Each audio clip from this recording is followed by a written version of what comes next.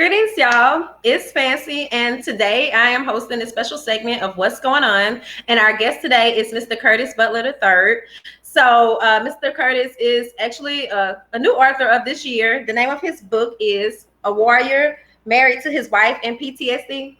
I always forget how to sit this properly. I'm trying to make certain y'all can see it. But welcome, Mr. Curtis. And I'd like for you to tell our guests who you are in detail. How you doing?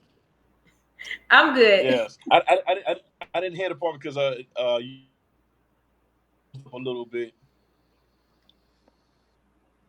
You want me to describe myself? You Yes. hear me? Oh, Basically, you could just kind of, tell us a little bit about your background and, who you are. And then we'll go into the book following, but just a little overview, I guess. okay.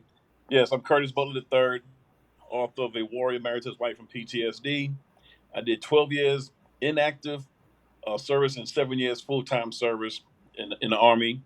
I was a homeless veteran twice in the same year in El Paso, Texas. Um, I didn't like myself. I didn't like anybody. I didn't care about too much. I was like, well, I did my time. I served the country that didn't really appreciate me or other veterans. I saw that we had over 600,000 homeless veterans in the United States. And I'm like, every time you look at these politicians, nobody speaks on that. Right. Something comes up, it knocks the veterans back down again, and we're trying to do too much instead of eat one thing off the plate first and then go to the next step. The next step. We're going back and forth, um, and I don't think anybody's really doing anything about it. But they say they care. But if they care, how do we have 600,000 homeless veterans? So basically, I wrote a playbook for the veterans, so when they go to the VA and the regional office, they can kind of be on a fair playing field. Right. Wow.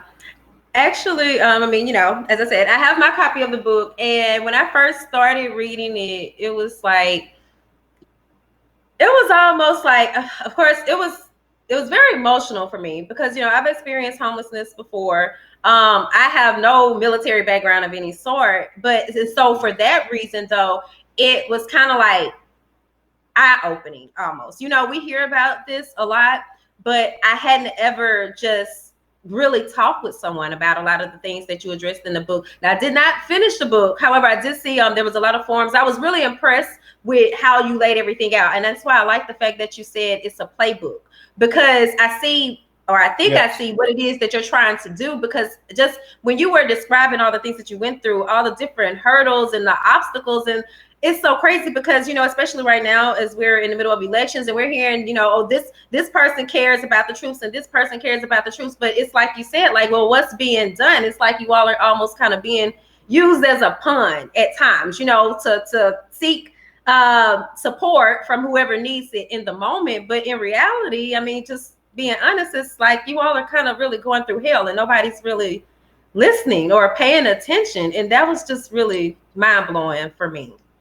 So I Yes. commend you, for just taking this on, because I think with this book it's gonna be kind of like groundbreaking for a lot of people. And I don't know, maybe there's something else of the sort out there, but to me it was just like, okay, this is somebody that's really giving people the tools and tips so that they can be better at this. Because one thing, and this is actually something we discussed on the podcast last night, but we were just talking about how oftentimes, especially within the Black community, when we don't know the vocabulary or the language that's spoken, that can oftentimes really hinder us. So when I saw that in here, I mean, like in your book as well, and I was like, wow, I just thought about that as I was reading this book. And then now we're discussing this, and I'm just like, look how everything again comes full circle. But I wanted to know, like, so at what point did you just decide, like, hey, actually, before we even do that, before we even go into like how you got to the point of writing the book, I wanted you to share basically about your diagnosis a little, your diagnosis of PTSD. Like, how did that come about? Because that was kind of one thing I didn't see in specific in the book. Yes. Well, a lot of people don't understand post-traumatic stress disorder. It comes before the soldier or the airman or airwoman or marine goes into the war zone. Just thinking about Okay, am I going to make it back? Who's going to take care of the bills? Who's going to take care of the kids? You know, if something happens in the house, I'm thousands of miles away. So you have a lot of stuff, like domino effect, going on in your mind. So you already getting the PTSD before you even get into harm's way. Mm-hmm. And a lot of people, they don't know that. Right. They just think, oh, it's in the mind, and it's a fake disorder. But in true and all, no, it's not. It's real. Because when you have these soldiers come back and they commit suicide and take their family out, people say, oh, they crazy. They didn't have to do that. But they always say, you never know a person until you put your feet into their shoes. You know, most people, Mm-hmm. they do the suicide because when they go to the VA in the regional office, which is supposed to help these veterans out, um, it's almost like they pick and choose who they're going to give the benefits to. Like I put in the book, they said, well, Mr. Butler, you didn't write your PTSD paperwork the certain way because they look for words. And in military, it's who, what, when, where, why. So if you put who, what, when, where, why, even in the court of law, that should cover a soldier when they come back home. It shouldn't be like, well, we're looking for this keyword, that keyword. That's a bunch of BS. Right. You're wasting people's time. And then if it wasn't for us, there wouldn't be no VA hospital or regional office. They work for us, but they act like, well, I'm 53, he's 53, but I have to work, so why am I gonna go ahead and okay him or her to get their benefits? That's not your place. Right. And I never even thought about it, but with you just saying it, I know just how I oftentimes, just situations that I've been in, I felt like it was similar to that. So for you to say that, like, I do believe that that's very, very true. Somebody could look at you just across the table from them and be like, okay, why should they? Because a lot of people have this whole, oh, they just want to sit at home and be lazy, or, they don't want to work, or whatever the case may be. So I never even thought about people having that type of attitude towards, former military men, but that's just really crazy. But so, Yeah. like, what was it, or how did you get to the point where is you knew for yourself though that you should seek some type of help? I had I tried to commit suicide a couple of times, but God said, I'm not done with you yet. So He was like, well, I need you. You in my army now. You work for me now. I need you to put some information out to help, you know, my children, your family that you went to the war zone with, and help them get their benefits. So when you write the book, I want you to be humble. Well, first he said, he woke up at 2 o'clock in the morning and said, "Hey, I need for you to get up and write this book." And I said, "The devil is a lie. I'm going back to sleep." See, when God get a hold of you, because He don't get a hold of everybody, He get a hold of certain people. He take the blinders off, and He said, "Hey, I got you. I got you covered." I said, "Okay, what's the name of the book?" You talk too much. You ask too many questions. Come on downstairs. I got you. Okay, I turned the computer on, and he said, "A warrior married to his wife from PTSD." And I said, "Oh, sugar, that's a hot book." And I said, "What's sugar, Lord?" I said, "Let me write this down." And he said, "Now this is how I want you to write the book."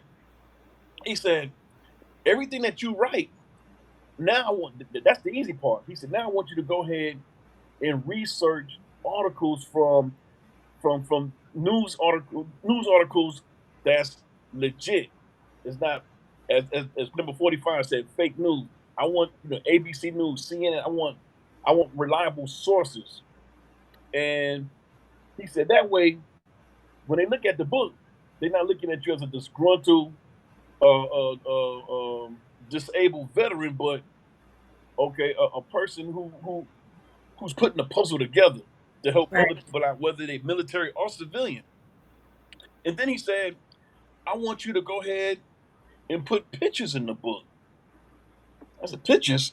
He said, "Yeah." He said, "Put your, he said, a warrior married to his wife from PTSD. Okay, you put your war pictures in, and then you put your marital pictures in." I said, okay. Then he said, now I'm gonna give you the chapters. In each chapter, he said, when they open the book, he said from the book cover to the introduction, I want them to put your uniform on with your 12 triple E boots, and I want you to take them for a walk through what your family, your military family, go through on a daily basis.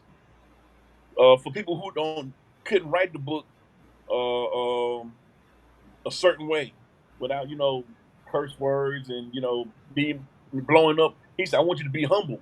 He said, write everything the way I tell you. And he said, don't worry about it. He said, put your business out there. I said, huh? He said, put your business out there. He said, and I'll take it from there. And some people call me, text me, and they're like, man, I didn't know. Whether it's civilian, whether it's doctors, judges, commissioners, family members, and they like, man, you know, that sounds like me, but that sounds like me on the civilian side.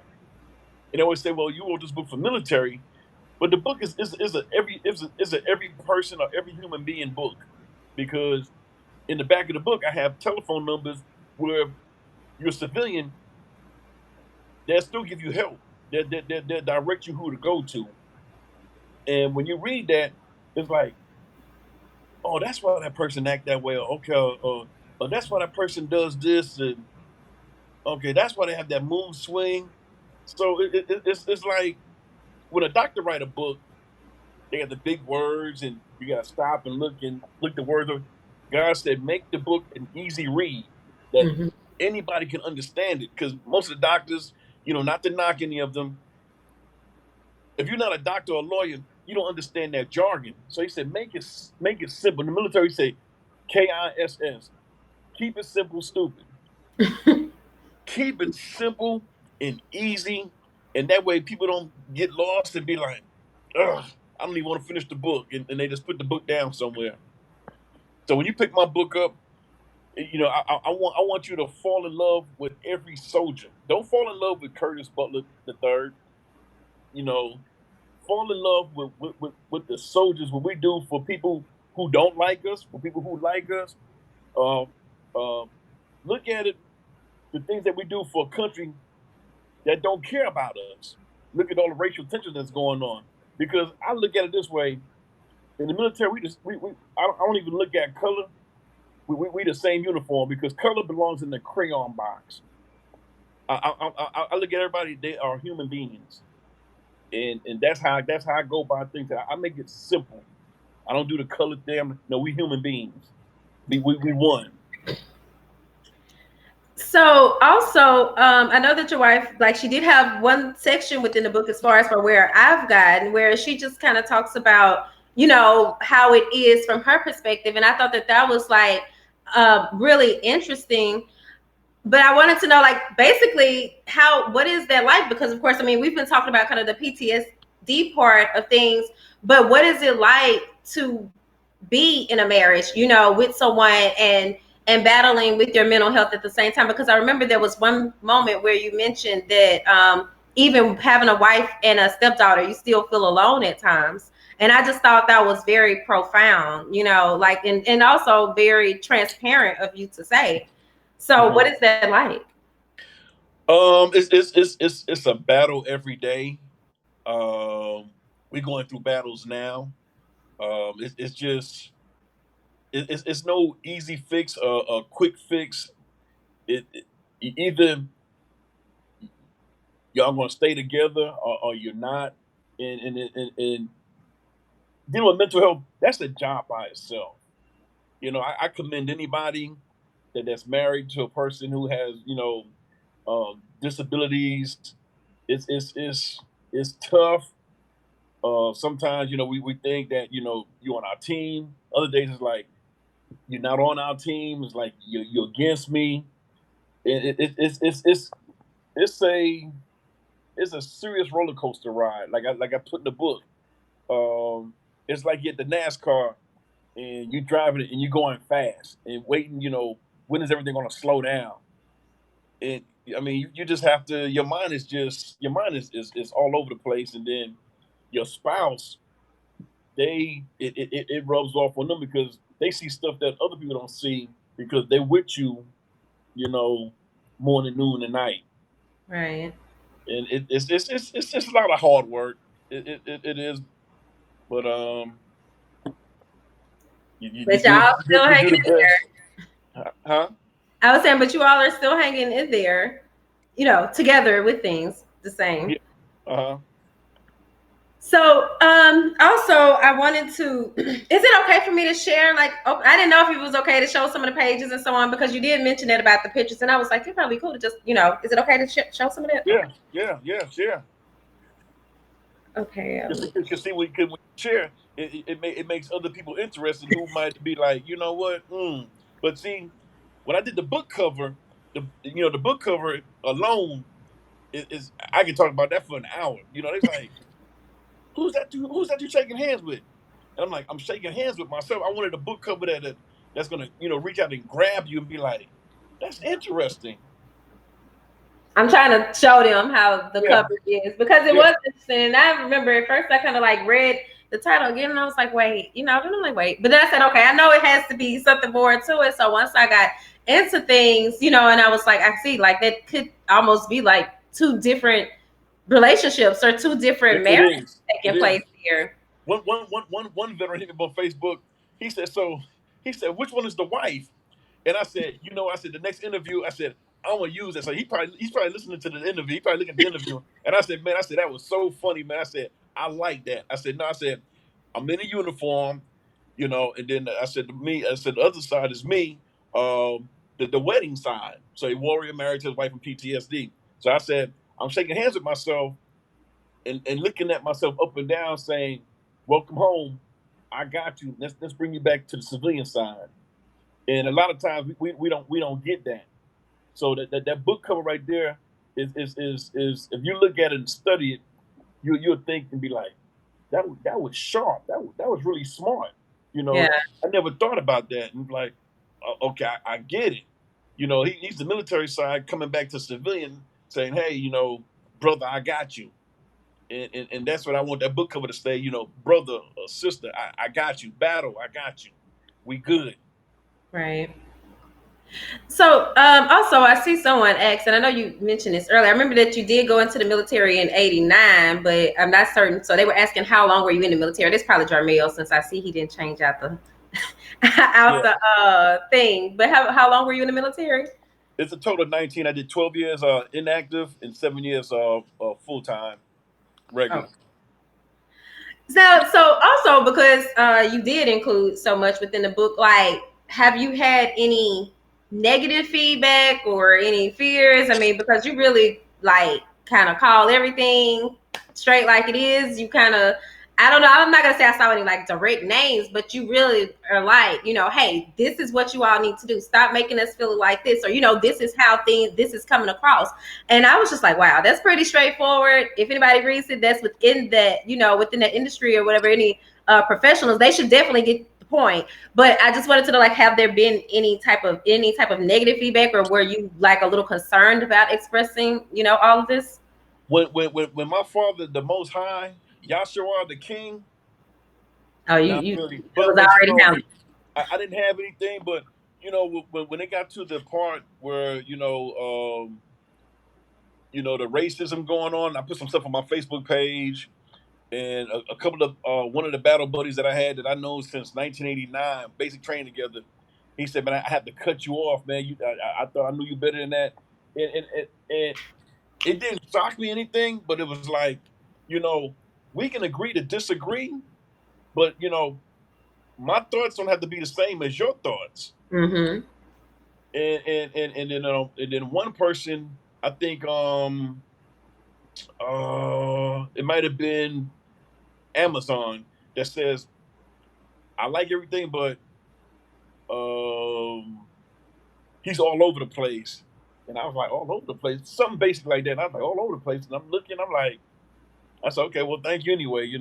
But besides that, besides those two things that were said, I have rave reviews. I got four to 5 stars. I saw that. Even I thought actually, when I did a search earlier, just kind of like checking. I always try to do like some research, of course.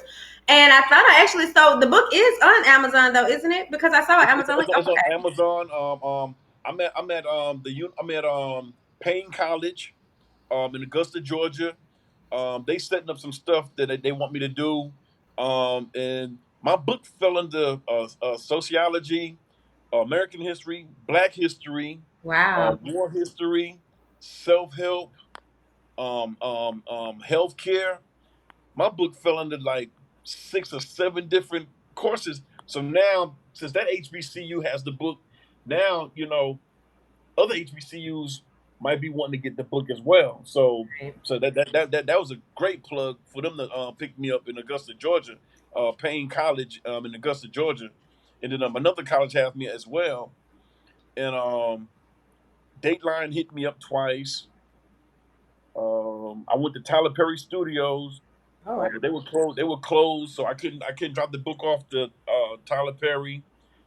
Um, but the book is rave reviews. I got I great could see reviews. that. And I put on there. I said everybody knows someone who has PTSD. I said this book is for everybody. It need to be in every institution. You can put this book in grade school all the way to the university levels. I had scientists from Florida hit me up and they said the whole staff is gonna get this book. Wow. And it's a really great eye opener. I said if you in healthcare, you're a nurse, a doctor, you put that book on your desk, and when patients come in, it's the eye catch. They're gonna be like, a warrior back to his wife from PTSD, and they're gonna ask questions about it. So I'm like, hey, let's do it. So, well, I mean, because it seems like it's been well received, and then also, I enjoyed it. But also, so do you feel that you, as far as like, did the book or writing the book, or even at the process of completing it, was that almost therapeutic for you, or did you find any type of, just I'm not gonna say relief, but just maybe a more of a sense of purpose or another purpose outside of the military? I find it as a relief because I don't pay attention to the VA doctors because they said stop talking about it, do something else, and I'm like, well, you telling me to stop talking about it because you're getting paid off of it. So right there, it's like you don't want other veterans to help each other, but I think differently. Everybody said I look at the glass half empty, and I'm saying to myself, how can the glass be half empty if it still has something in there? I look at it as the glass half full. Mm-hmm. If I see that I can help my brother or sister get their benefits, I'm gonna do it. I don't have time to play games because these are lives. They Right. want to cross seas. You know, and they missing birthdays, holidays, anniversaries. The first steps, the first words. I had soldiers that got killed fresh off the block. Didn't have any kids, anything. And then I look at that stuff. I'm like, okay, what can I do to help our government out? Okay, we beat the government up a lot all the time, and I put in the book. I state in the book, you cannot get mad at the government because they're gonna do what we let them do. But if you start calling them out, and they say, well, we're doing stuff for the veterans. Okay, like I said, I want to go to Congress and ask these questions. If you have homeless veterans in your area, in either one of the 50 states, why do you think you should get paid for the rest of your life and live good? And y'all get treated like y'all been in the war zone, but you treat your veterans. The veterans got to scramble to get crumbs while you guys get paid 6 figures for the rest of your life. What war did you fight Right. besides throwing paper clips at each other and seeing who can play the most golf? You know, I mean, it's silly because you look at other countries. Our country, um, our country, our government gets paid the most out of any other country, and it's like what is it? Is it a status quo?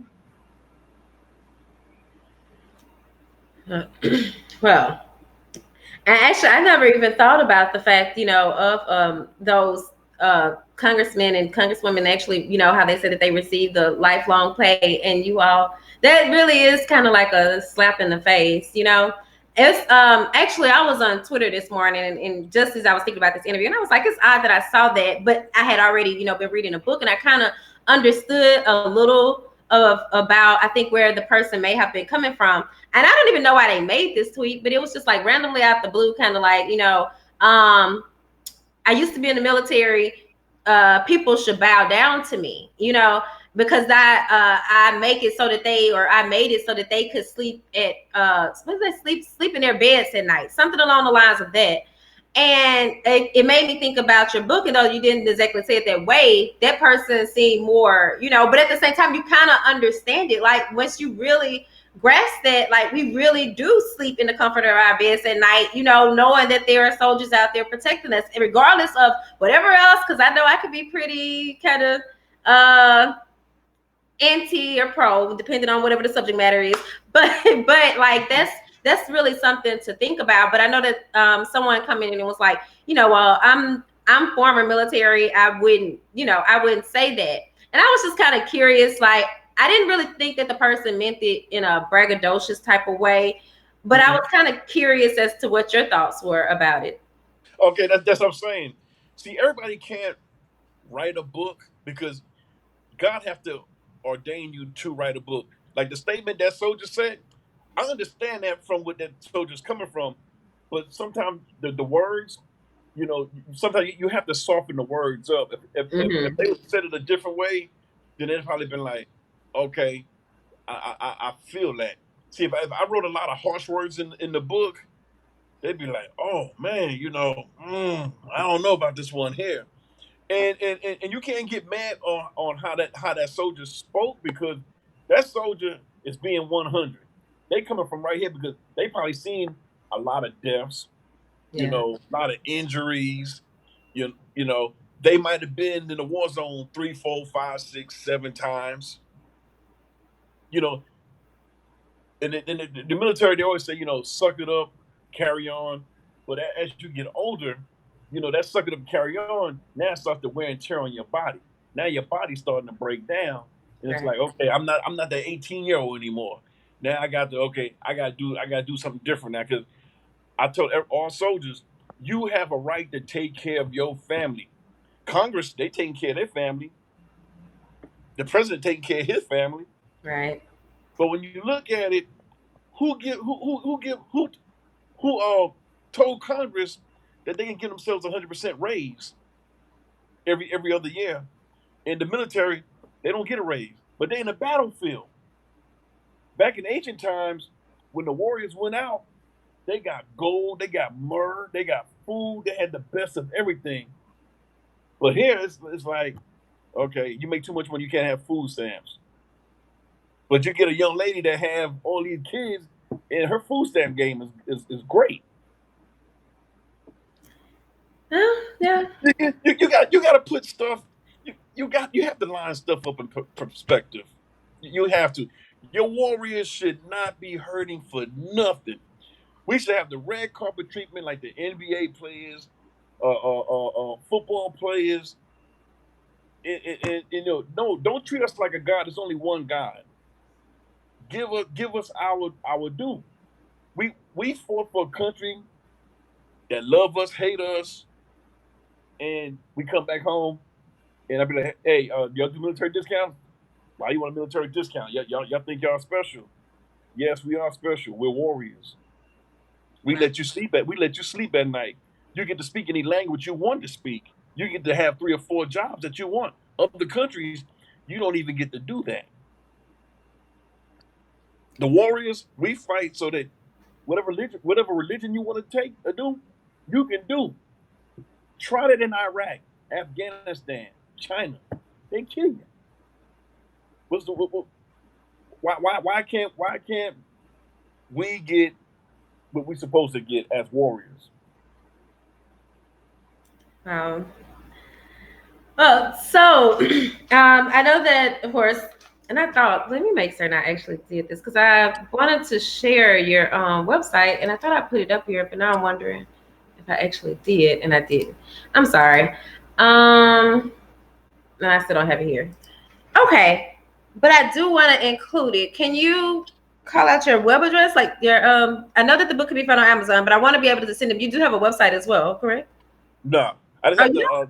I just have the Facebook. I'm not techie like that.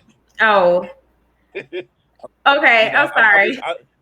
kiss, kiss. Keep it simple. I just keep it simple. You know. Now Okay, my I don't know why, but like normally I have it coming across the screen at the bottom, and then but I'll do it like in the middle of the interview or so, and I was gonna add yeah, it there, but then it just I was like, wait, I don't see it, but I thought I had actually put some there, but I but have had crazy. I have an Instagram and a Twitter. I'm still learning how to work that too. You know, Okay, but what we're do then? Well, as far as for ordering, then so obviously they could contact you via your personal page or the page that you have, right? yeah, Um, or they can hit me at NYC underscore ATL 1967 at yahoo.com. They can email me direct. okay. Oh, you Yeah, said 1967. yeah. They can hit me up on Facebook and hit me up on Messenger, All and right. And so do I'll you try have? my best. I'll try my best to answer, as much questions, because some of them they want you to tell you the whole book, and I'm like, no, you have to purchase the book, because it's information in there from A to Z. It's so much great stuff in this book that when you get it, you'll be like, wow, he really, It really is. he put his thought into it, and you know, some people say, you almost play like a good cop, bad cop, or they just said, you just came with it, and I didn't sugarcoat it, or I didn't make a peanut butter and jelly sandwich and try to shove it down your throat. It make you think it tastes good when really it doesn't taste good, because when you look at how the government is doing, I'm like, well, you think about it, the non-commissioned officers in the military, they're the backbones of the military, but why do you see so many of them homeless? I said, when's the last time you seen a homeless general? You're not, because Right. they don't get their benefits. The soldiers that work at the Pentagon and all that, they they don't go through the same rating systems that the ordinary soldiers go through. I thought a soldier was a soldier. It didn't have to worry about if you worked at the Pentagon, if you at the White House. Nah, a soldier is it should be a soldier. It shouldn't be nothing else. If you take care of one, take care of all, or stop going to war. Have your rich friends go to the war zone and come back with those caskets empty. Then you'll see, okay, wow, it's real. Right. That's something to think about right there. And we know they're not gonna do that. So Yeah. and also I see that Jobel dropped the Amazon link here as well. Should anyone, you all can order right from Amazon also. So in closing, Curtis, is there anything else that you'd like to share with our audience? That link that just came up, was that PTSD? My story, please listen. Was that what now? That link that just popped up on my screen, was that PTSD? My story, please listen. It was your book, Warrior Married. It was that one. Can you see it? Okay, I can see it now. Yeah, okay. Oh, okay, I see the PTSD. I can see it. Yeah, 'cause you clicked it on so quick. Yeah, Oh, oh, yeah. I'm sorry, but also they could read it in the comments. But also y'all hear this too. But then they could also read it. Even after the fact, they'll be able to see it in the comments too. And then I have a YouTube where they did the music in the background. A warrior married his wife from PTSD on YouTube, and it's a I think about a 7 minute clip. And when you look at the clip and you look at the read the words with the clip, it opens your eyes even more. Like it makes the book pop even more. And Right. that's great. And I pray that I get a chance to go to Congress, and I want to sit and look at them, and uh, they need to answer the tough questions. They need to. it's ridiculous.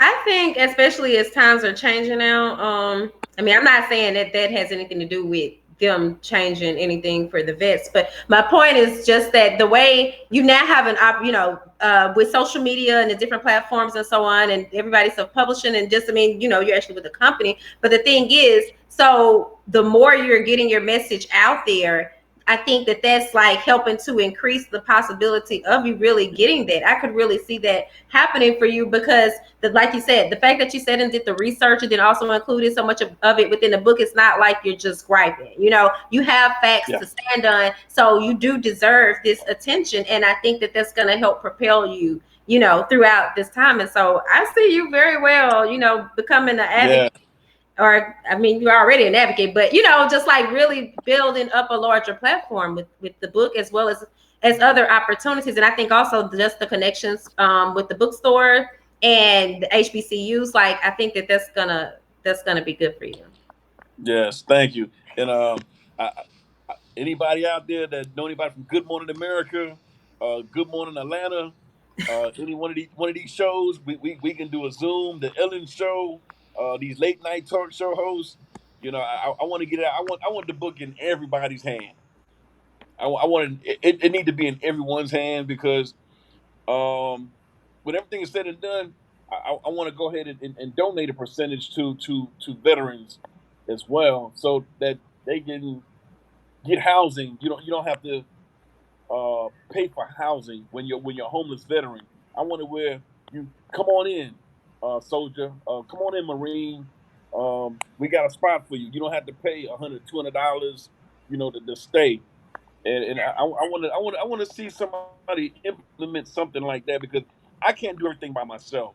But this book is a hot platform, and I pray that it takes me all over, because when it takes me all over, now I would have more funds to go ahead and do what I have to do with other veteran organizations that's doing something.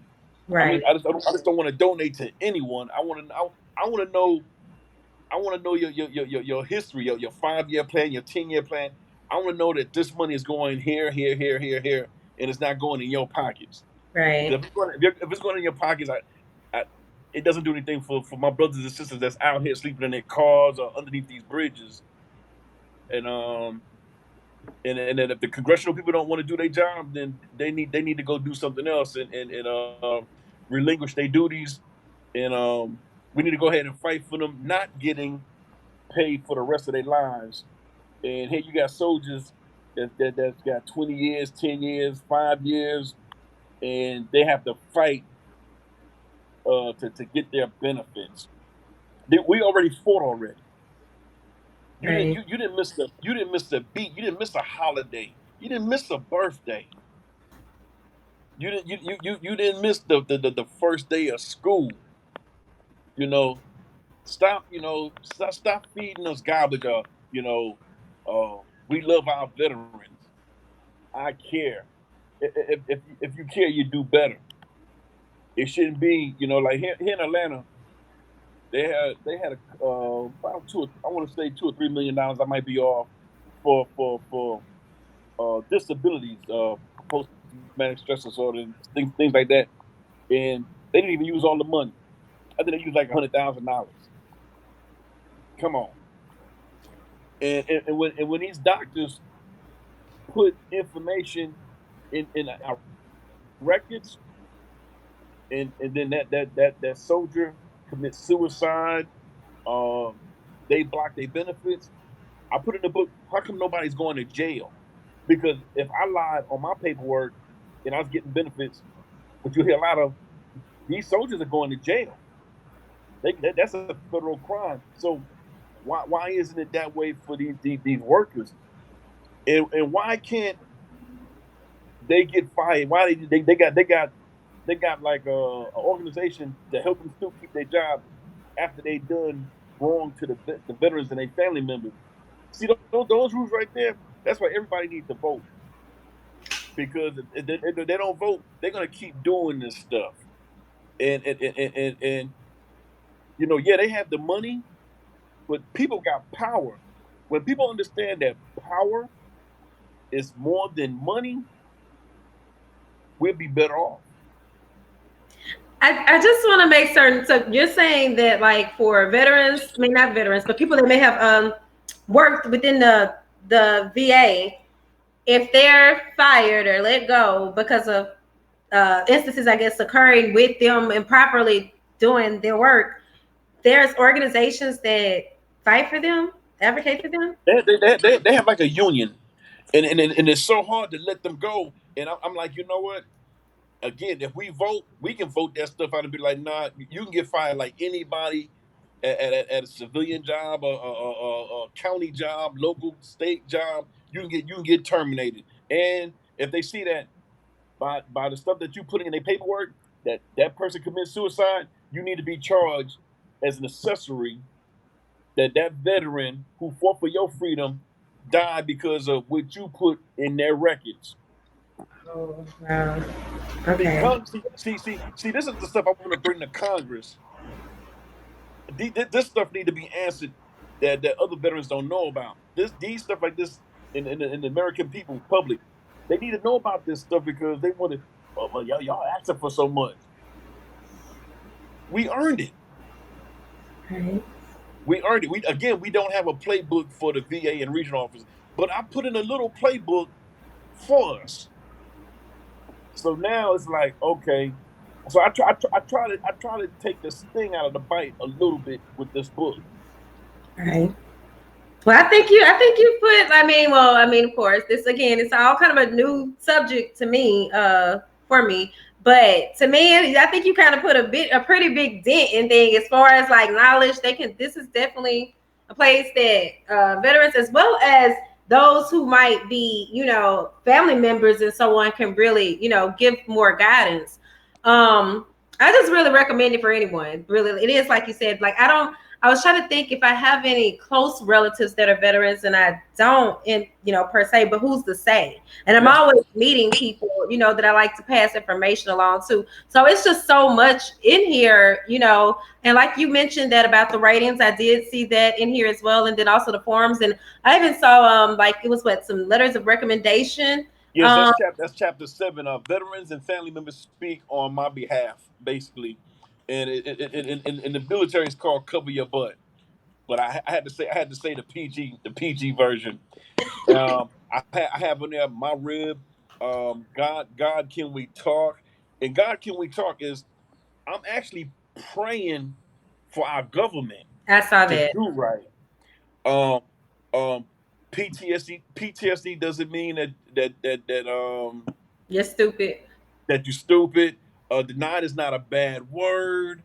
Um, who can you trust at the VA and regional office? And then chapter 13, would the VA and regional office rob from taxpayers and veterans? That's a smoking title right there. Then I got the migraine, which is the migraine chart, and I guess it's an 8 course meal in the book. It's the book is a blessing. I don't care if you're a police officer, firefighter, teacher, man. Everybody, this whole continent, they need to have that. I think it's a great read. Somebody put on there humbling. One judge, she put, um, tuck your kids in, cuddle up with this book, get your favorite snack and your drink, and enjoy. One person said, I couldn't put the book down. So I mean, it's all blessings that they're passing to the veterans now because they're really realizing now that, okay, wow, they do put their pants on one leg at a time like us, and okay, they do go through the same stuff we go through. But I tell them, don't connect military PTSD with civilian PTSD. It's still a difference. I saw that. I was like, I'm definitely gonna make it to that part. When I saw that title, and I Yeah, was like, okay, I gotta look more into this. but I put information. If you're a civilian, well, you can call those telephone numbers, or you can call my attorney, and they can give you numbers to the civilian side, and that way, I'm helping the military and civilian now because my pastor, Dr. Gaddis, and his wife, Elaine Gaddis, They said, who is the book catering to? And when you look at the book, it's like everybody. He's like, and he's the type that no, no, no, no. Who does it cater to? And I'm like, military. And he's like, okay. But when other people look at the book, it's like an all weather tire. You can have this book for any season, Right. So, but before I go, before I have any, before you have any other questions, or anybody that's listening have any questions, I want to give a rest in peace to my first cousin, Khalees Bayon. Um, y'all know him as Ronald Bell from Kool and the Gang. He passed today, at his home, and that's all I can say as right now because I want to respect the family, and I thanked them in the book, and I'm sad that he didn't get a chance to read that. I thank Kool and the Gang in the book and the members that passed because I said I want to be like you guys where your music blessed the whole world. So I said I want my book to do the same that your music is doing, and I got to salute my cousin Ronald Bell. Love you, man. Rest in peace. Love you. And to the rest of the Cool in the Gang, family. Hey, I love you guys. I'll give you guys a call probably next week or something because everybody's going through that little uh, so sobering time. So I want to give everybody their space and but I know some of my family members is watching, so I had to give that shout out to them, because they've done a lot for the world, and I pray that my book does the same. And that's it. And I'm sorry for your loss. You mentioned that initially, and it did slip my mind. But I'm so glad that you also made certain to get it out.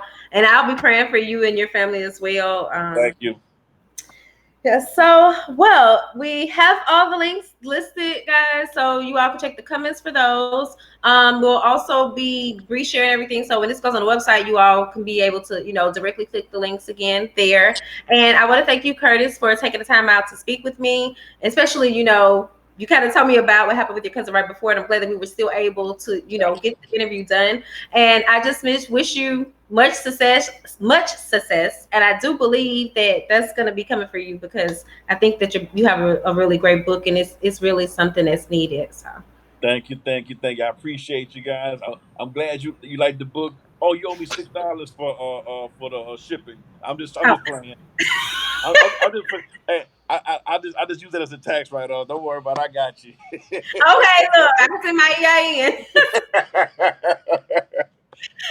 Thank you again, and you have a great evening, and peace and blessings. All right, peace and blessings to you again, and thank you. Okay. All right.